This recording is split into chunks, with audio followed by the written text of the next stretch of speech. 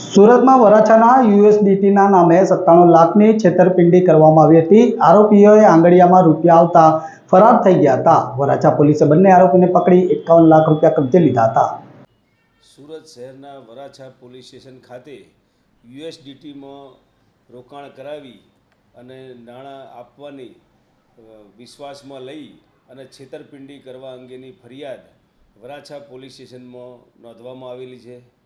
સમગ્ર ઘટનાની હકીકત જોતાં આ કામના ફરિયાદીએ તેમના મિત્ર મારફતે યુએસડીટીમાં નાણાં રોકવા બાબતે બે આરોપીઓ ચેતનભાઈ રંગાણી અને કમલેશભાઈ કેળા નામના બંને આરોપીઓએ ફરિયાદીને 97,66,340 રૂપિયા યુએસડીટીમાં રોકાણ કરી અને ગમે ત્યારે પૈસા પાછા મળી જશે તેમ કહી અને આંગળીયા થ્રુ પેમેન્ટ મેળવી અને યુએસડીટીના નાણાં જે ઓનલાઈન એપ્લિકેશનમાં જેવા પૈસા મળે એની સાથે 15 મિનિટમાં યુએસડીટીમાં કન્વર્ટ થઈ તેઓને મળી જશે તેમના એકાઉન્ટમાં તેવું જણાવી વિશ્વાસમાં લઈ અને છેતરપિંડી કરેલી।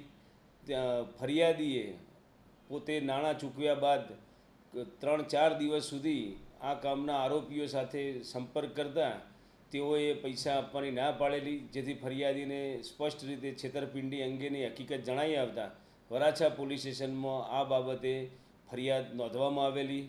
સુરત શહેર police commissioner Shri Anupamsinh Gehlot sir તેમજ સ્પેશિયલ કમિશનર સેક્ટર 1 સર તેમજ ડીસીપી ઝોન 1 સરના માર્ગદર્શન અને સૂચના મુજબ વરાછા પોલીસ સ્ટેશનના ઇન્સ્પેક્ટર શ્રી ગાબાણી તેમજ સર્વેલન્સની ટીમે તાત્કાલિક આ ફરિયાદ બાબતે કાર્યવાહી હાથ ધરી અને જે છેતરપિંડીમાં યુએસડીટીના નાણાં અપાવવા બાબતે જે ચીટિંગ થયેલ હોય તે 97,66,000 રૂપિયા પૈકી 51,50,000 રૂપિયા તેમજ ફરિયાદમાં જણાવેલ બંને આરોપીઓ કમલેશ ઉર્ફે માઇકલ કેળા તથા ચેતન રમેશભાઈ રંગાણી બંનેની ધરપકડ કરેલ છે અને ગુનાના કામનો મુદ્દામાલ હસ્તગત કરેલ છે અને આ કામે હાલ તપાસ ચાલુ છે।